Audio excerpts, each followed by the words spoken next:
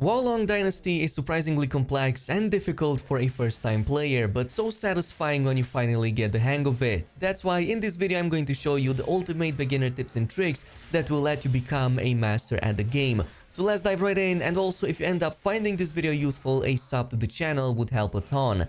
That being said, one of the first things you'll want to master is how to make proper use of your spirit gauge, which is this two-sided bar just below of your character's health. This will increase when doing normal attacks or deflect enemy strikes, and decrease when using spirit attacks, martial arts, spells, or when being hit.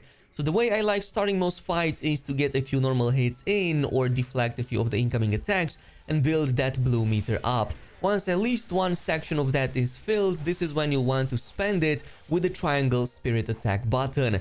Basically, the more that blue section fills, the more damage you will do with the spirit attack, to the point that high enough levels will give other benefits too, including making that attack uninterruptible by the enemy, even pass through their own defenses, and most important, reduces their own spirit gauge, so it becomes a lot easier to eventually stun them. This brings us to the martial arts, which is a different special attack that can be performed using your spirit. All weapons have one or two randomly assigned types of martial arts attacks that you can cast using R1 plus square or R1 plus triangle. They will all consume spirit when used, but they are amazing and sometimes quicker ways to deal significantly higher damage both to enemies' HP as well as their spirit. Not only that, but martial arts are also completely unblockable and make it easier to stun your foes much faster.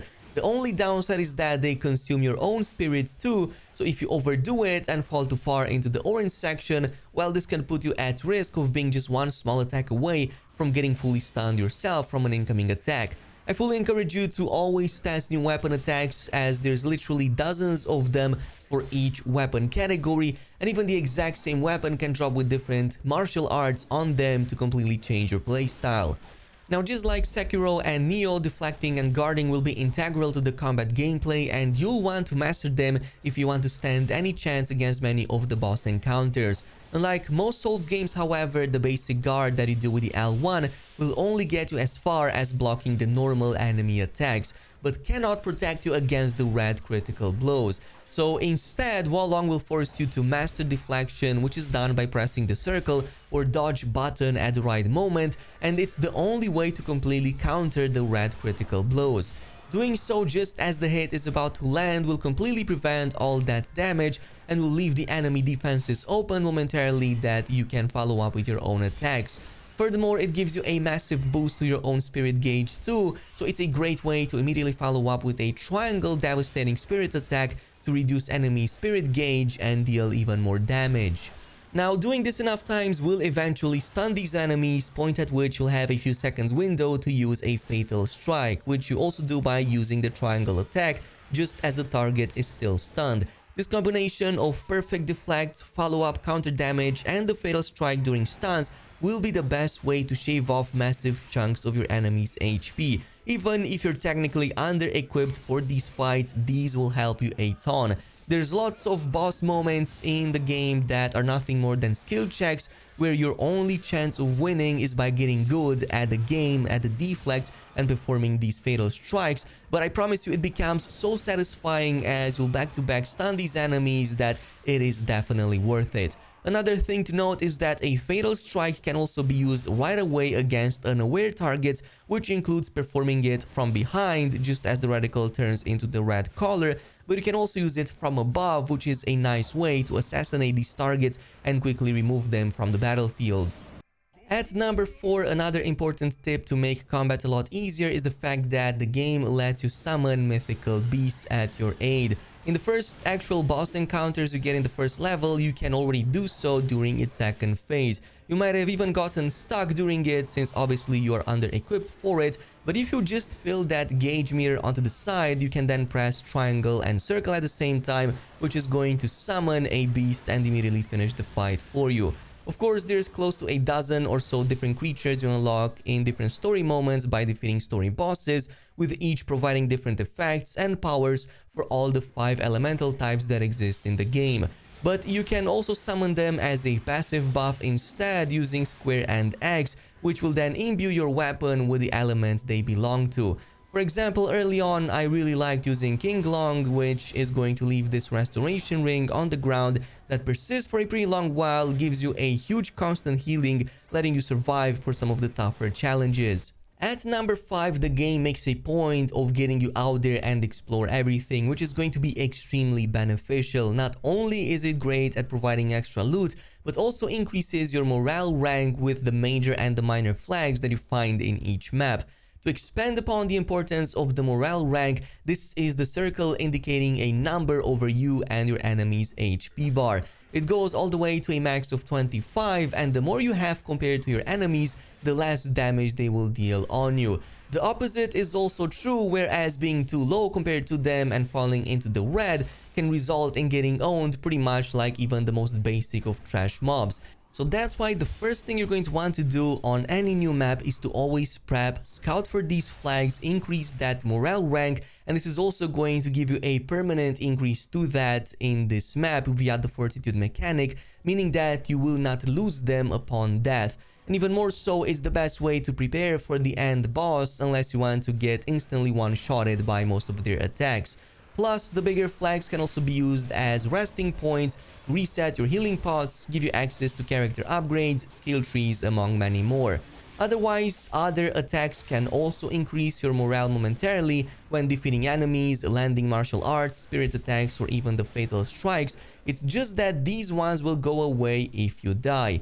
Furthermore, if enemies do land critical hits against you, which are indicated by the red glows, this will also reduce your morale rank by 1 point each time, which adds another reason for why mastering deflection or at least dodging is so important in this game.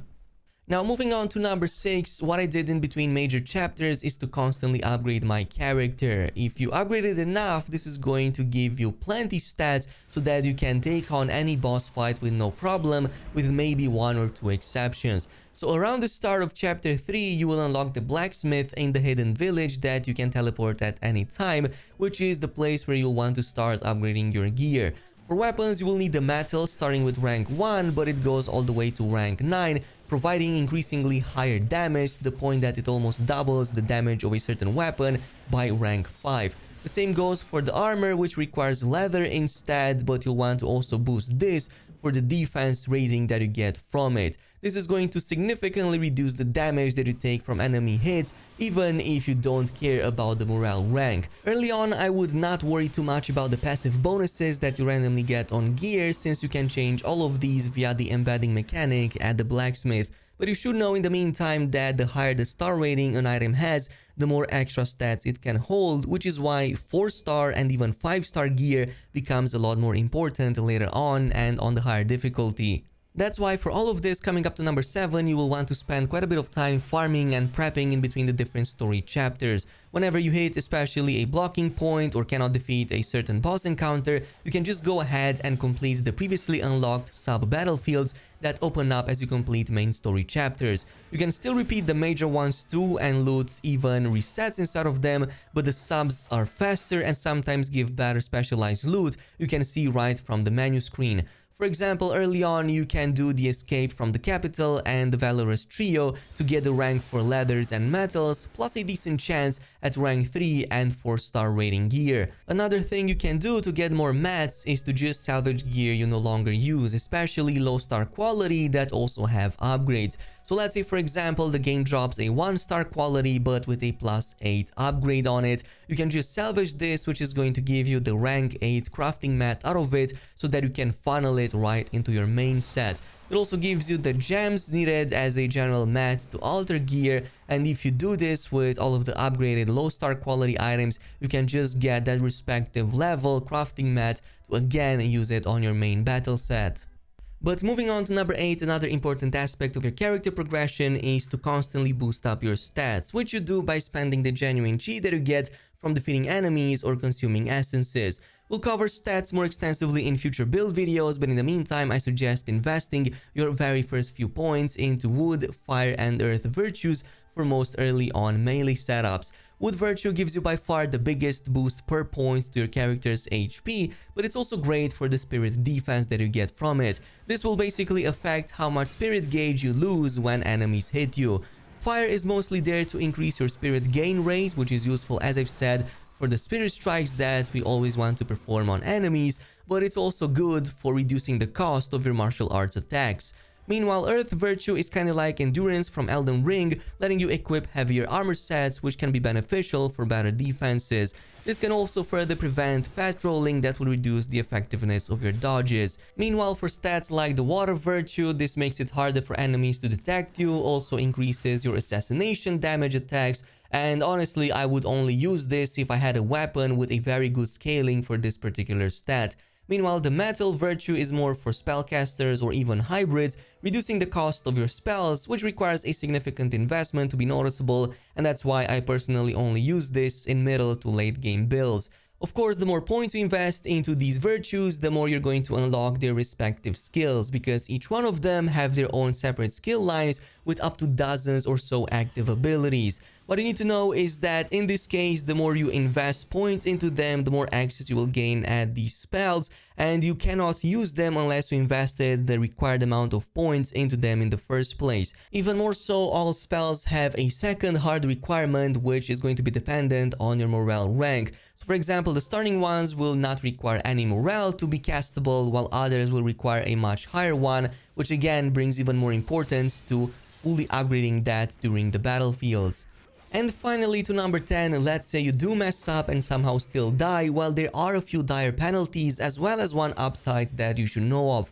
First of all, death will slash off half of your genuine chi that you had at the time, which can cost you 1 or 2 levels if you foolishly decide to not spend them, as I just told you. Second of all, death also removes all of the unsafe morale ranks that you didn't get via the fortitude mechanic of the flags I was talking about.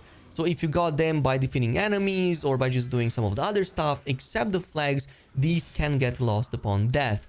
Luckily enough though, the game offers a revenge mechanic which lets you get it all back if you can defeat the enemy that killed you in the first place. These will be marked on the map with a special orange indicator as well as an orange haze that will surround their own morale ranks. You'll have to defeat them this time around, however, to get all the lost chi and morale rank back. Otherwise, if you die a second time to them, all of those are gone for good and you'll need to refarm them once more. The only exception to this rule is fighting bosses, so if you do get defeated by one, you automatically get all the chi and morale points back when attempting to fight the same boss again.